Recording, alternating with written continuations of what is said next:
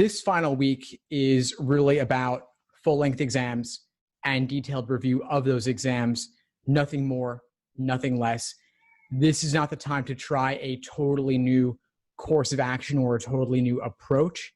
This is not the time, if you've been reading the stimulus first, to start reading the question stem first in logical reasoning, for example, or to start doing a totally new diagramming strategy for logic games. This is about just rinse and repeat what you've been doing over the past few months at least. Hopefully you've been studying for at least a few months, if not more. So regardless, this final week is about just doing timed exams and timed sections and review of those. And so I'm going to send you actually a customized plan I've put together specifically for what to do in the final week starting tomorrow. So tomorrow, Wednesday, take a full-length timed exam or a few timed practice sections and review them. Then take a day off along with maybe a little bit of review. Then Friday, take another timed exam. Saturday, review it. Sunday, rest.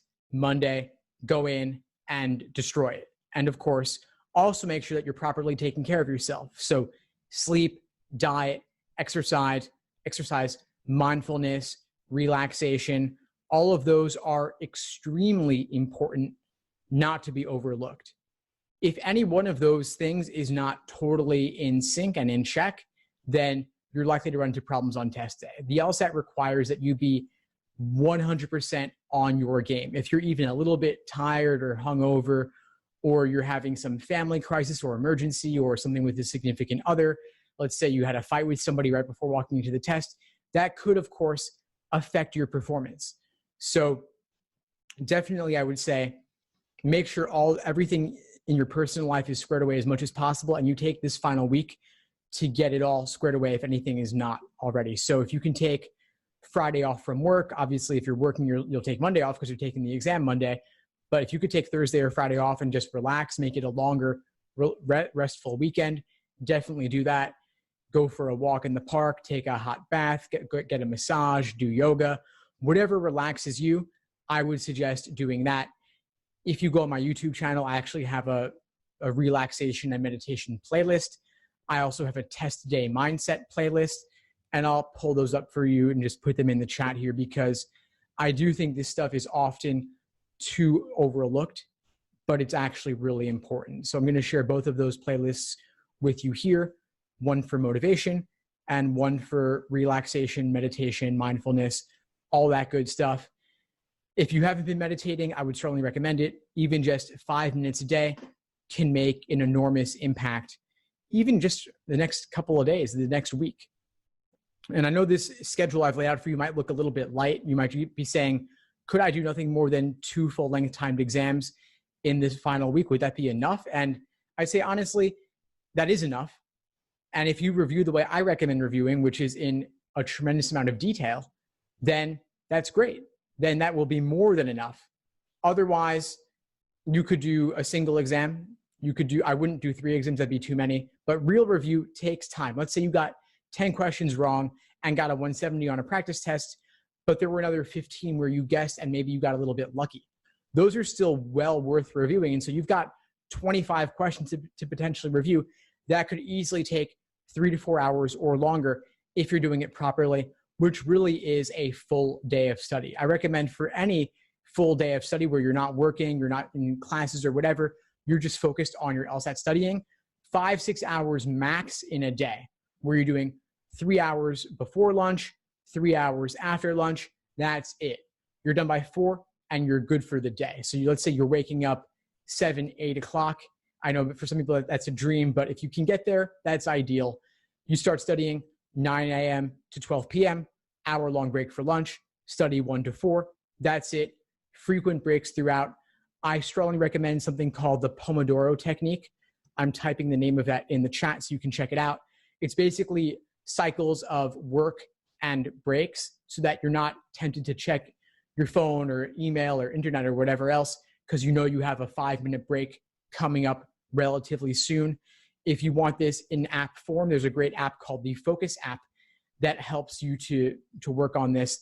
I've also heard good things about something called the Forest app to help you focus on whatever work you want to get done. Of course, in this case, what you want to get done is LSAT studying. Now let's see what else. In terms of test day mindset, test day prep, a couple of things to be thinking about in this final week. First off, let's dial down the stress just a little bit. No one particular LSAT test date will make or break you. So don't put all your eggs in this basket of July in particular if you're taking it in July.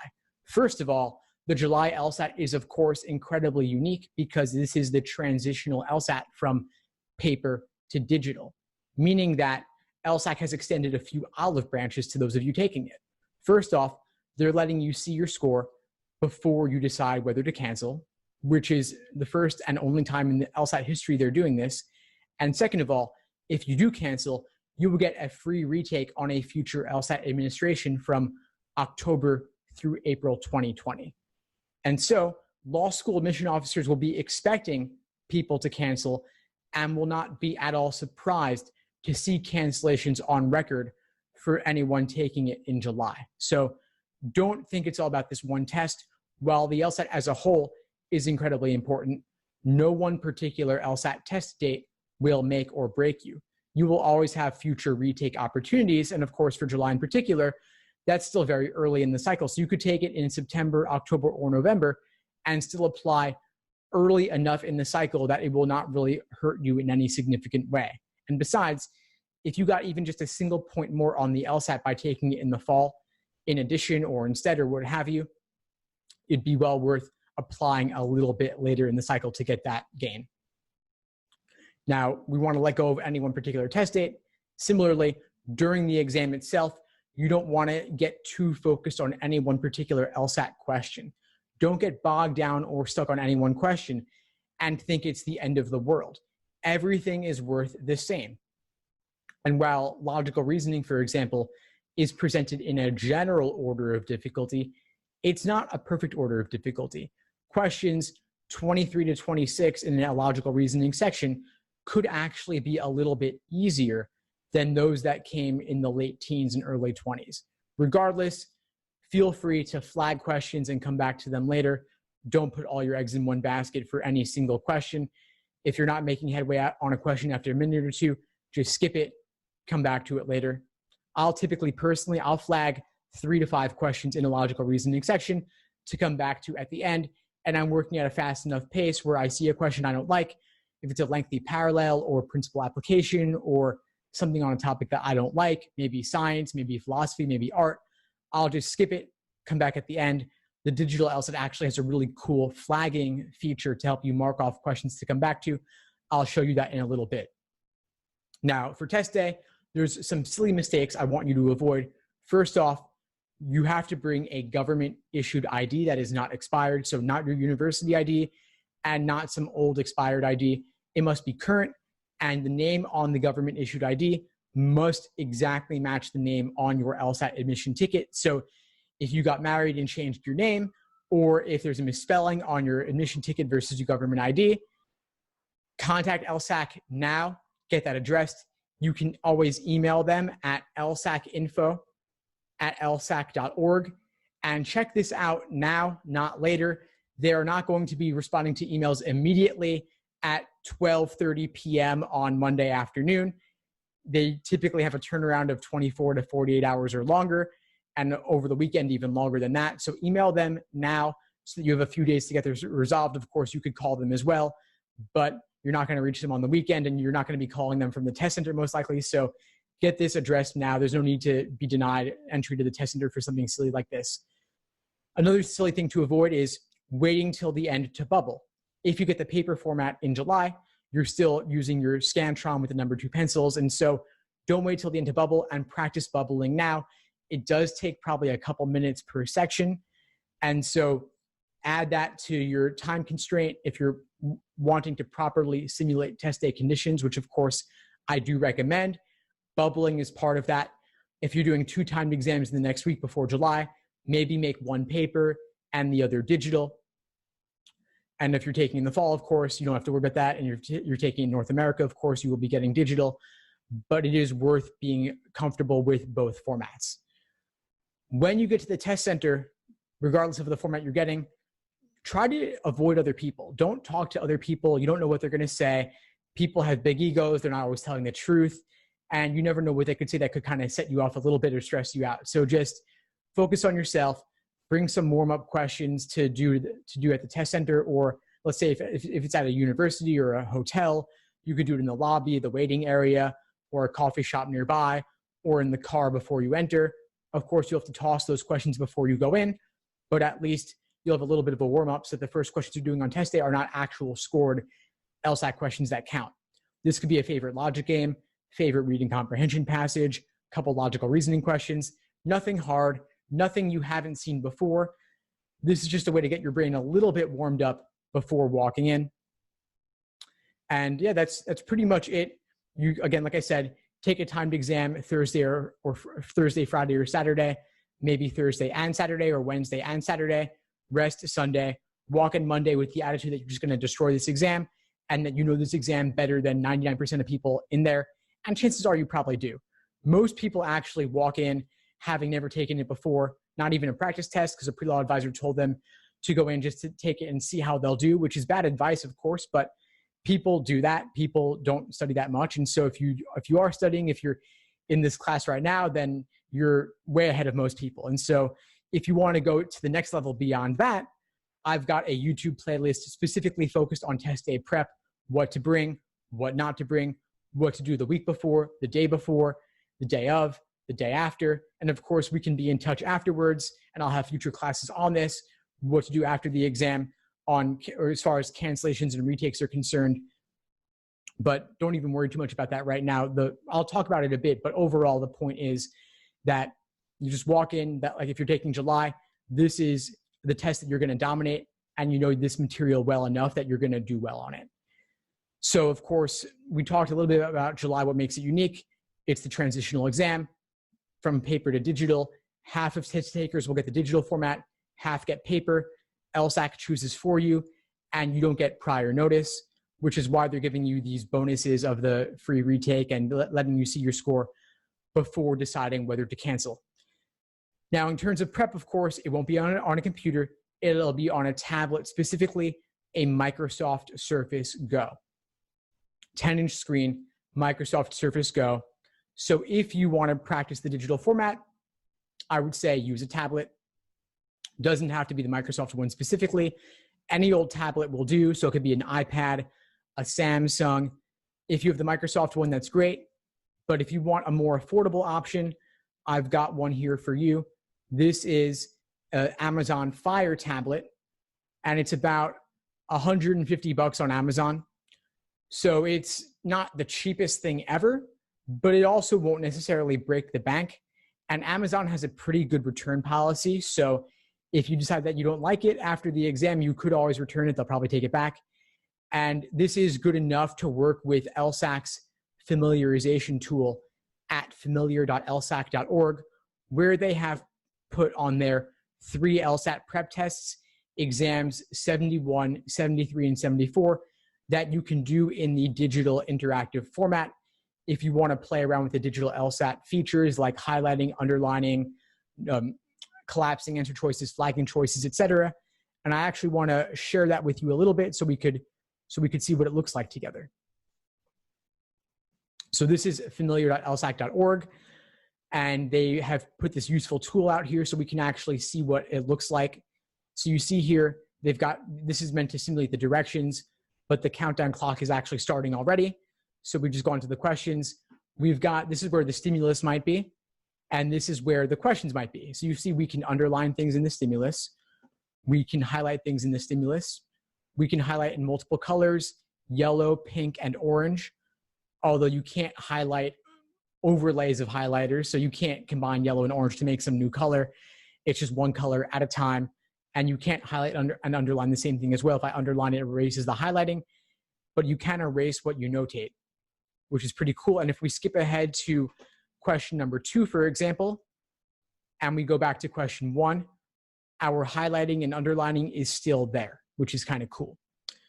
You can select a choice and it'll appear bubbled in on the bottom.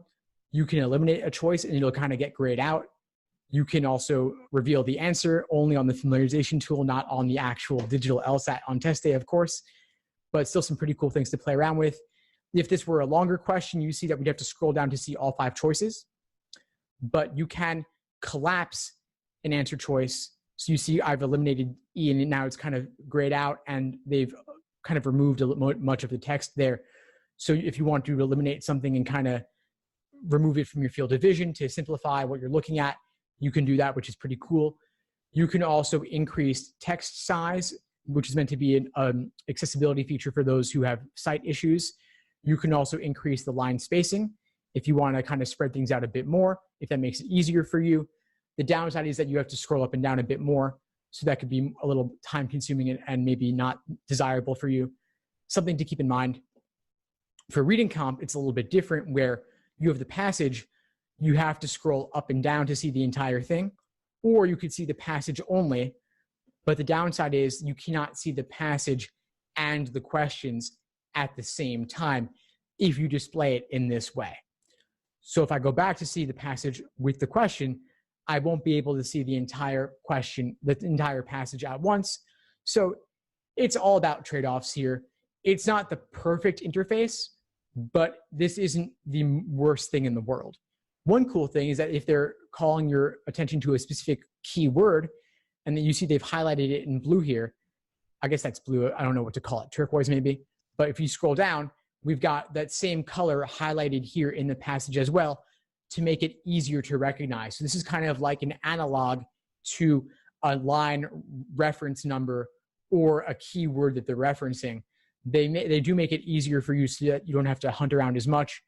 And you see that this is pretty much the format. Again, the highlighting and the underlining are the main things that I think will interest most people. And notice you can even highlight the question stem and the answer choices as well. Pretty cool. So I know I've said a lot here. I want to make sure I'm addressing any questions that you might have.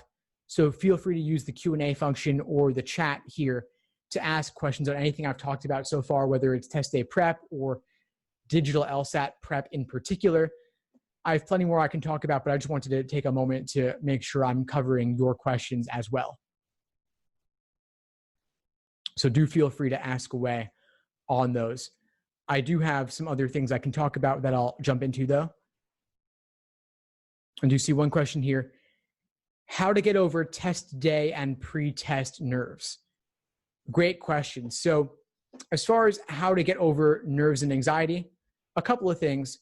One of them is to, as an exercise, remember that it's not all about this one particular test. So let's say if you're taking in July, but you also know that you're registered for September, that's a great way to get some peace of mind. So even if you weren't planning on taking it in the fall, it could be worth shelling out the $200 just to know that you are secure in your test center registration for the fall, that you have a test center locked down, you're good to go, you're not going to miss the deadline, you're not going to have to take it somewhere super inconvenient. You know that you've got this test center ready if you want it. And hey, you know, retaking is well worth it, because if you get even a single point more, that could lead to thousands of dollars in scholarship money or getting into a better law school. And law schools don't average multiple scores. They only take the highest. And the funny thing with LSAT scores is that you have a margin of error or a score band of 3.5 points on either end, meaning that even if your ability and understanding of this exam did not change in any way at all, you could do 3 points better or 4 points better. And how many more doors would that open for you? And so however July goes, if you're taking it in July, I'd say, don't worry. It probably makes sense for you to take it in the fall as well. And there is this new retake limit LSAC has implemented, but it's loose enough that it's not going to affect that many people. LSAC says it will affect less than 1% of test takers. And I do believe that, honestly. I'll show you what I'm talking about here. They've added this new constraint in part because they are offering the LSAT more frequently than they used to, meaning that they'll have to reuse old tests that they haven't released yet more and more. So you can take it 3 times in a single testing year, 5 times in the past 5 years, 7 times in your lifetime, going forward, starting with September. So whatever you've done up to this point, even including July, will not affect that count. But 3 times in the year, that's plenty, honestly. And LSAC is also not counting withdrawals. So if you take it and you withdraw, or if you register and you withdraw your test registration, before and you don't go to the test center, you don't take it that day, that will not count towards your limit. Also, I'd say as an exercise, remember that you got to look at the big picture once again. What's going to happen 3 to 5 years from now if the July LSAT goes well for you versus if it doesn't go well? If it goes well, of course, that's fantastic. Maybe you're done for the LSAT you're done with it for good. You move on with your life. You work on your personal statement. You apply. You have a year to wait before law school. Awesome. Otherwise, it doesn't go well. Hey, well, you've got the fall. You've got September and October and November. And you could theoretically take all 3 of those if you wanted to. You wouldn't be able to take it in the spring then, of course, due to this new limit, but you have plenty of opportunities available to you. And law schools, once again, they don't average multiple LSAT scores. They only take the highest. Once again, for more, I would look at the test day relaxation playlist I put in the chat here and the motivation playlist as well for more guidance on this sort of thing. Again, I do highly recommend mindfulness meditation. Even just 5 minutes a day makes a huge difference. Someone asked, is it worth brushing up on the weird logic games for the July LSAT, like mapping games, pattern games, circle games? Great question. And I'd say yes, it's always worth being fresh on the weird games because you never know what could happen. But I would focus more on making sure you've mastered all the regular game types, ordering, grouping, combinations of those game types, all the standard stuff first, then brush up on the weird games as well, like pattern, circle, mapping, etc., and so on. I've actually got a list of curveball games that I will share with you here because I think it's worth focusing on those in the final week, assuming, of course, that you've mastered the regular stuff. And so I'll share this with you as well. This list covers everything from 1 to 80 something, so it's fairly comprehensive.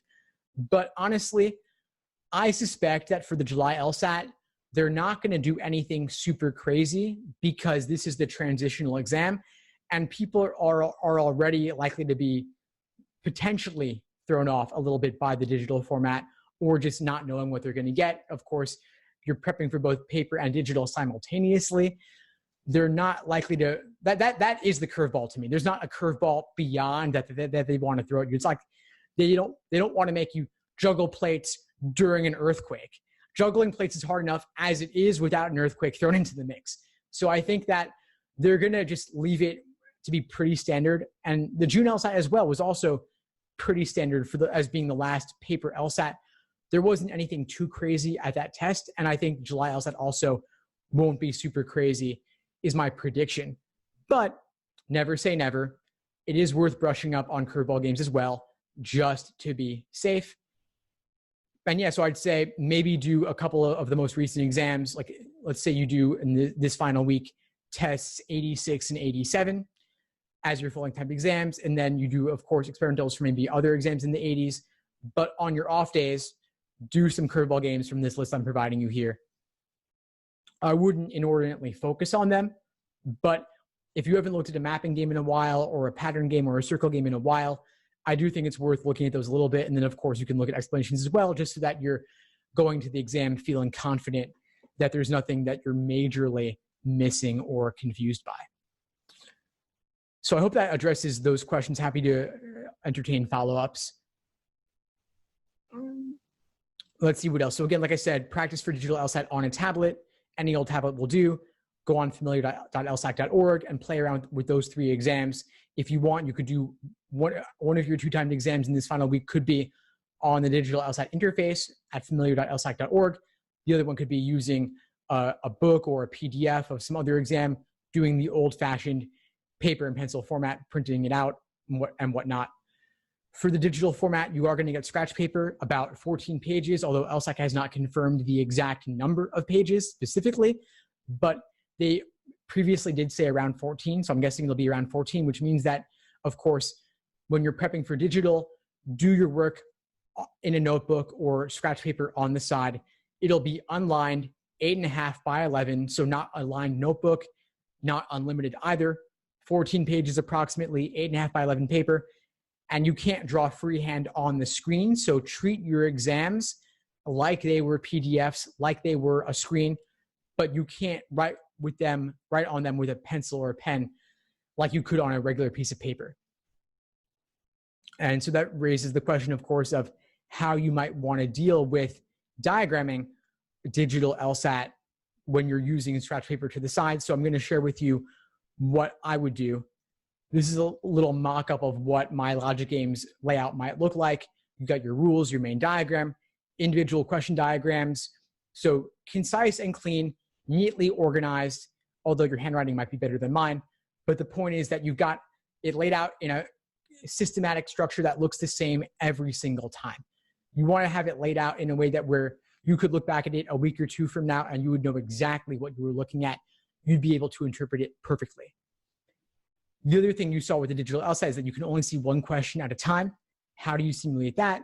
I basically take a cutout. So I cut out a hole in a piece of paper, a little rectangle, and then I overlay that on top of a regular LSAT question in my book to limit my field of vision to seeing only one question at a time.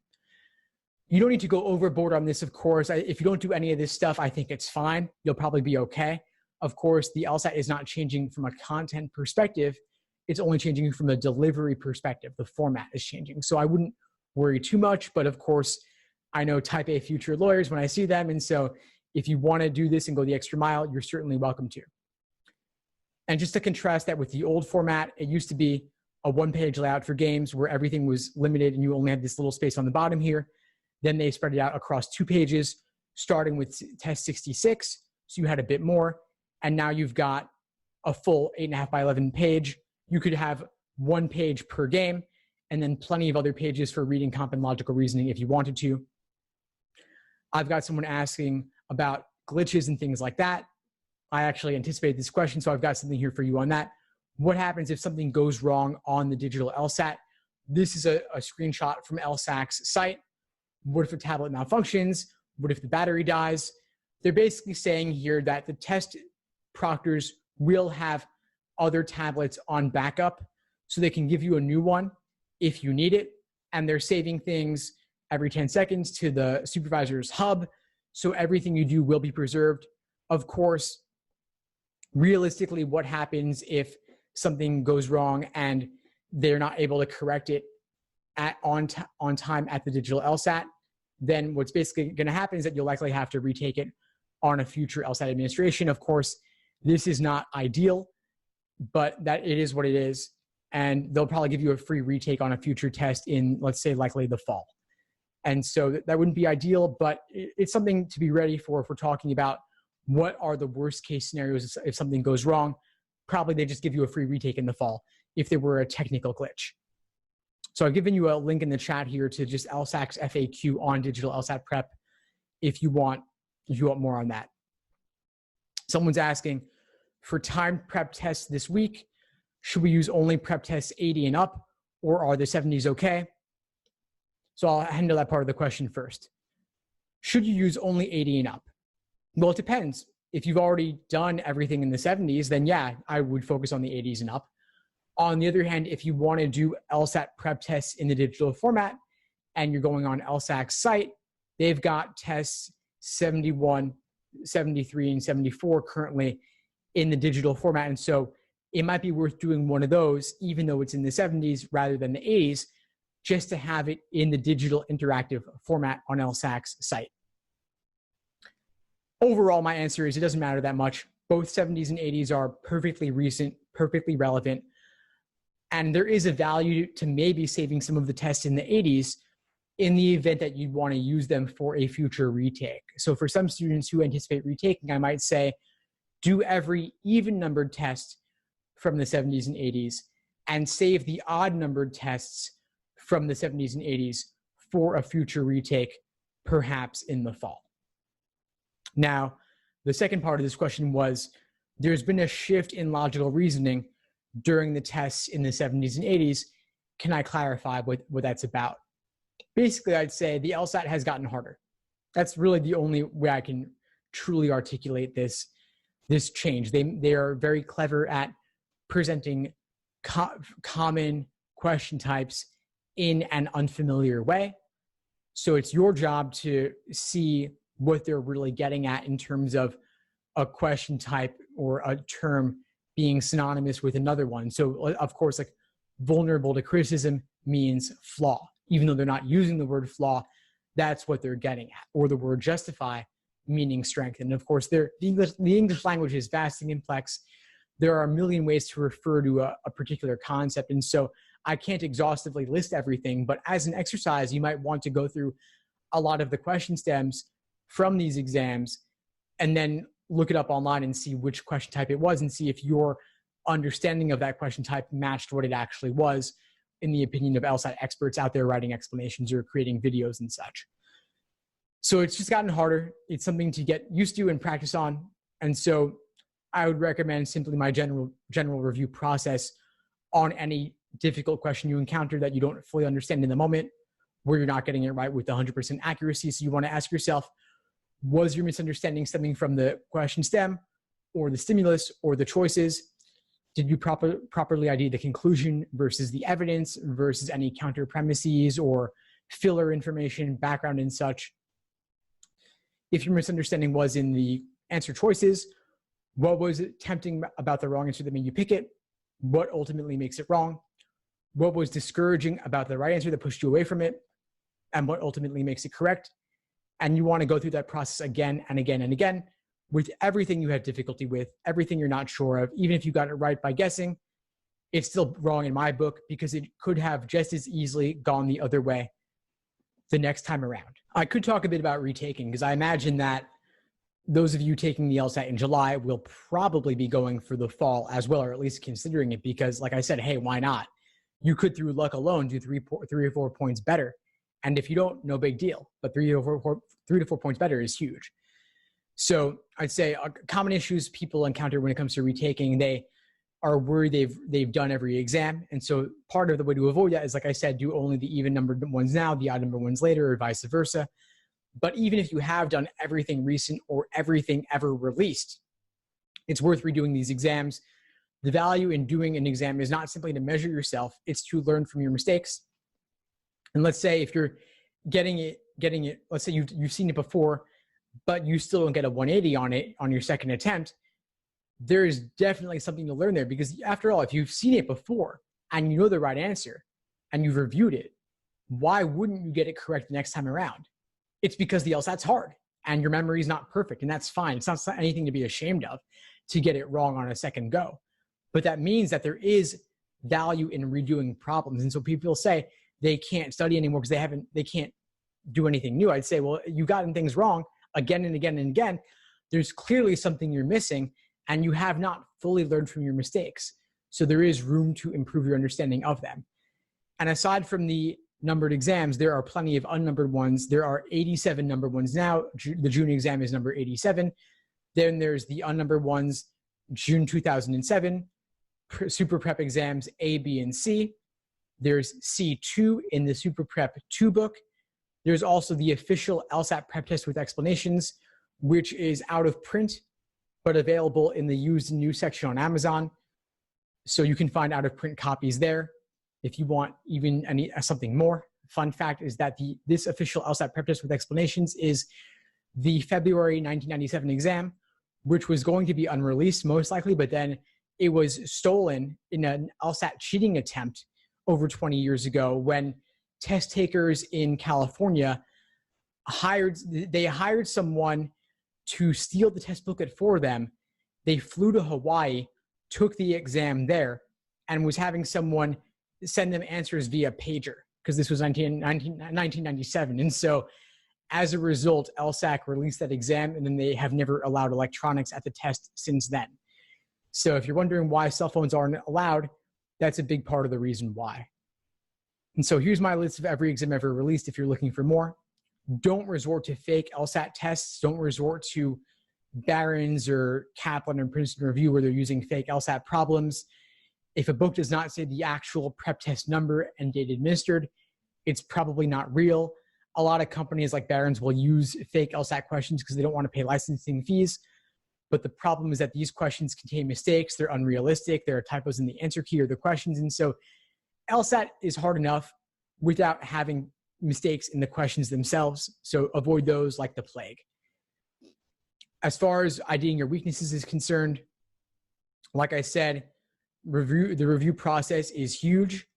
Even if let's say you're taking the July exam and it's unreleased, it doesn't really matter that much because you still have all your practice tests up to this point. You could simply take the most recent 3 to 5 exams that you've done, review those in depth, and analyze them for your weak areas, and that would be enough to give you a good indication of where you stand and what you're missing. And like I said, and as far as diagnosing your problems, don't just look at what you got wrong. Also look at everything you had difficulty with. Even if you guessed and were down to 2 and you got lucky, it's still worth reviewing. Let's see, if you're looking to retake, you want to think about what you're going to do differently this time around. So if you've been working, you've been in school, you've got long hours, you've been taking 20 credits and doing multiple internships, and you haven't had enough time to study, and you're looking to take it in the fall, then the thing is to ask yourself is, what can you do differently now? How can you restructure your schedule now going forward to do things properly next time around? If you haven't been using all the resources you possibly could, if you've just been using forums and blog posts and videos, randomly consuming stuff online, Facebook groups and stuff, consider using a more systematic approach. If you've been thinking about tutoring or study groups but haven't actually done it, seek those out next time around if you think they could help you. If you've been jumping into exams without learning the basics first properly, I'd say start now by building the foundation first. I recommend a 5-pronged approach to LSAT studying. I call it the laser approach, which is, and I'll type in the chat here, learning, accuracy, sections, exams, and review. So learning, accuracy, sections, exams, and review. Learning is theory, reading textbooks, doing drills, learning questions by type, building your foundation, just learning the basics. What's ordering games? What are grouping games? What are flaw questions? What are parallel questions? Reading the theory, and maybe doing some drills. Accuracy is the next stage, which involves doing questions untimed by type, just in a row, using spreadsheets and categorizations to break them down bit by bit, rather than doing random sections and random spreads of questions, doing 50 strength questions in a row, 50 weekend in a row, a dozen ordering games in a row, a dozen grouping games in a row. Next is sections, doing individual timed 35-minute sections to work on your pacing. This is also a great thing to do when you're working or in school and you only have a half hour or an hour here or there and not enough time to do a full-length timed exam. Next is exams, which are where you build your endurance, doing full-length timed 5-section exams, which will take you about 3 hours or 3 hours and 15 minutes or so, including the break. This is well worth doing, at least ideally 10 of them before test day, assuming that your timeline allows for that. If you're taking the exam in a week, you do not have time to do 10 exams between now and then, not even 5 exams. I would not do an exam a day. I would not do exams on consecutive days, at most every other day, and ideally no more than 2 in a week. So if you're taking it in the fall, you have plenty of time to do 10 timed exams spaced out. Even just doing 1 a week would be great, along with detailed review and looking at weak areas as well, maybe doing some drilling, some sections here and there. And it's really important that your timed exams properly simulate test day conditions, meaning that you don't pause the clock to go to the bathroom, you don't take breaks that are off the clock, you don't chat with a friend, you don't check your phone, you don't check your email, you don't go for a walk, you don't go to the refrigerator.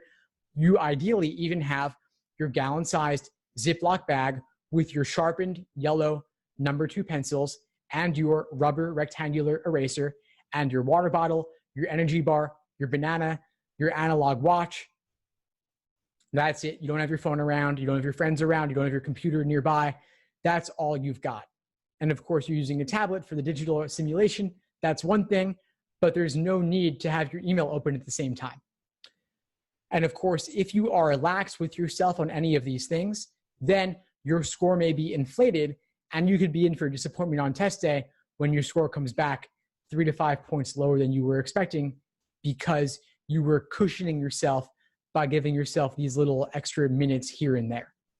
And of course, if you're doing paper, by the way, use your bubble sheet, use your Scantron to simulate the time that takes. Last step is review, which I talked about a little bit before, but I'll repeat it just to be clear. The review process involves analyzing where your misunderstanding came from. Was it in the stimulus or the passage or the game setup? Was it in the question stem, or was it in the answer choices? A lot of times folks will confuse necessary assumption for sufficient assumption, for example, or they will misidentify the conclusion.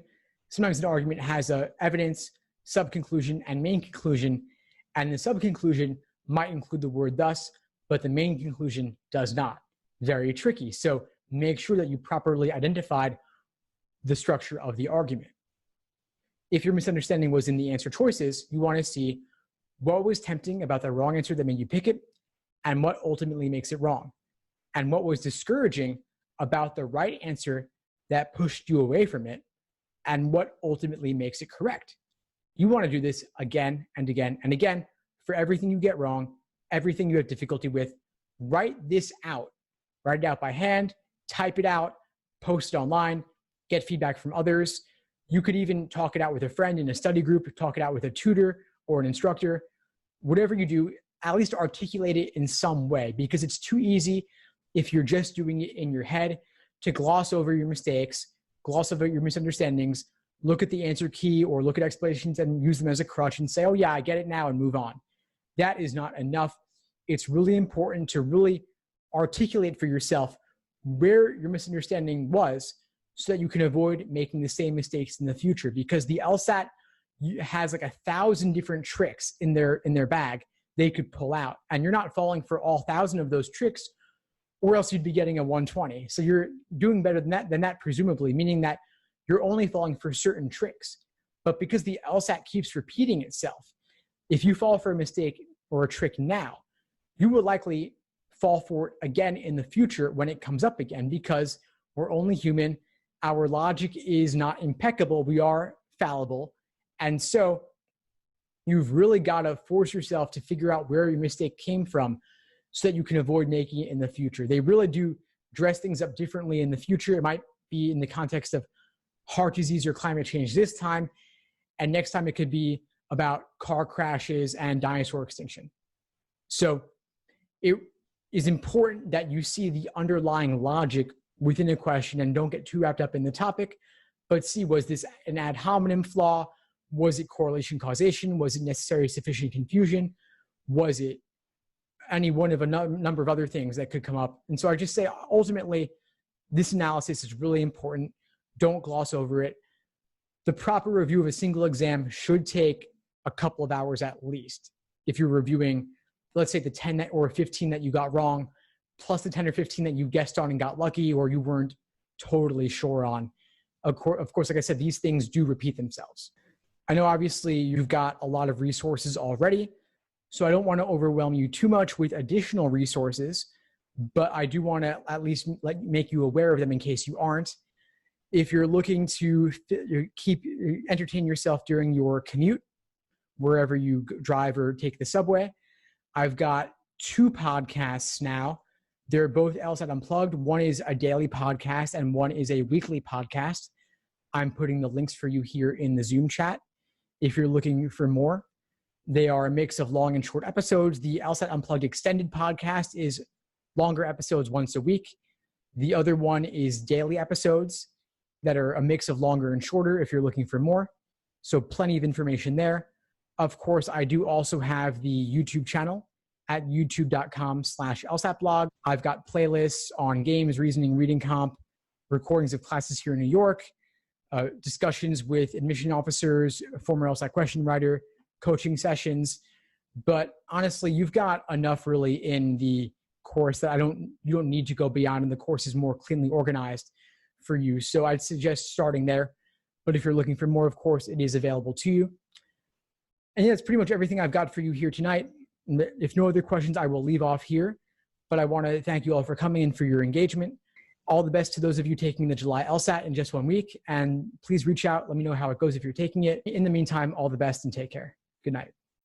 Thanks for tuning into the show. Please subscribe if you haven't done so already to be notified of new episodes as I release them. And feel free to reach out if you need anything at all as you move forward with your prep.